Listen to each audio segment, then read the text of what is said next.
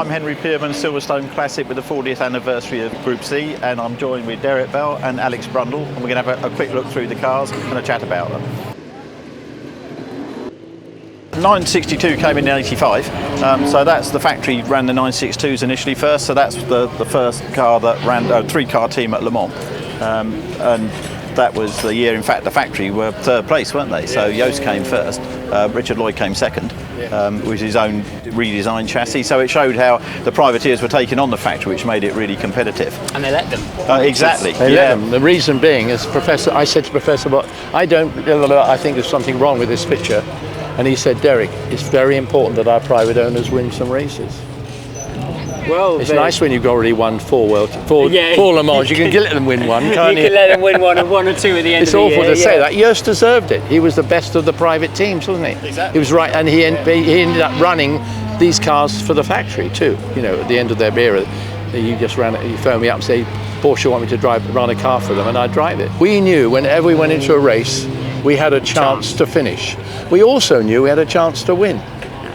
And you knew the car wouldn't really let you down. Great days. I mean, I had one engine blow up and all those. I'd love to know how many races I actually did here and in America.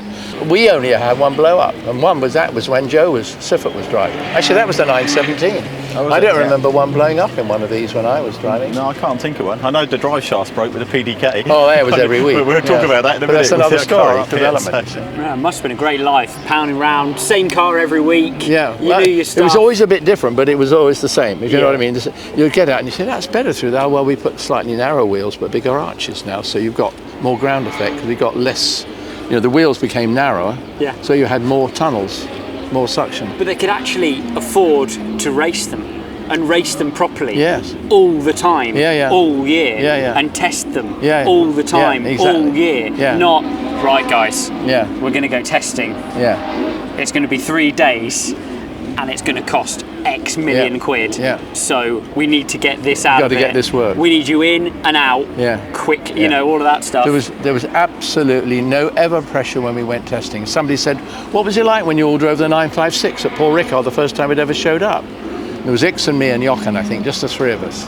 And I go, well, we just got out and we drove it. And we got out and said, yeah, very nice, thank you. And then Jackie would get in and go out and come, and then Norbert was saying, okay, we've done 20 laps each. I want to try this bit of bodywork, or I want to try this or that. And we'd try things and get in, and two of us would drive it, and the third one would get in when it was, pretty much, we knew which way we were headed all the time. Very rarely do we take a development track and say, hold on, we're going the wrong way here. Everything was, because Singer was just so brilliant at knowing where he wanted to go. The critical point there is you all got a chance to have a go.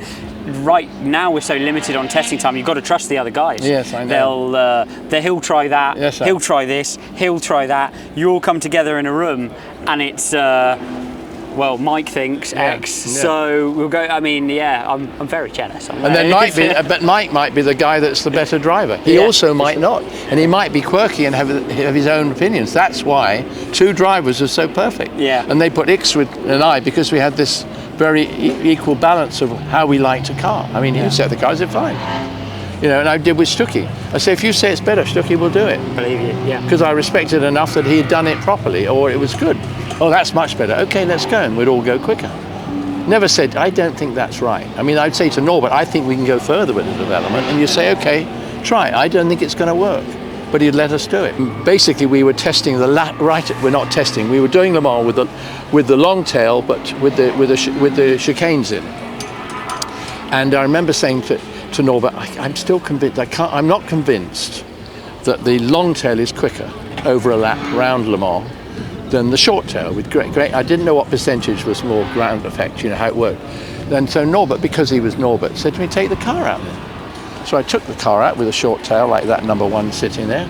Off I went round, did my first lap, and I was convinced. So you're convinced you're going to try so hard. And so I did the first lap, went down the straight, and I lifted off a bit, and I thought, there was no shudderings and all sorts of things happening. Next lap, come out onto Tête Rouge, whack, then really going. I went through the Dunlop, the Tête Rouge corners, coming down there, out onto the straightaway, flat out, and then suddenly there was a bang, and the car like this. It sucked the whole of the under tray off the car. So I cruised back with it. And I drove in and Norbert said, I guess it didn't work, did it? But that was it. But you could try it. Yeah.